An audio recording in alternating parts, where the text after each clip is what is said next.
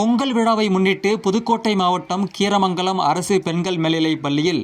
ஆசிரியர்கள் மற்றும் மாணவிகள் இணைந்து குறிஞ்சி, மருதம், முல்லை, நெய்தல், பாலை என 5 திணைகளாக பிரித்து பொங்கல் வைத்து உற்சாகமாக பொங்கல் விழாவை கொண்டாடிய நிலையில்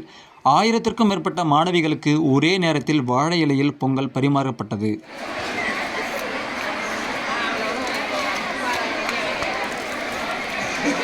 அனைத்து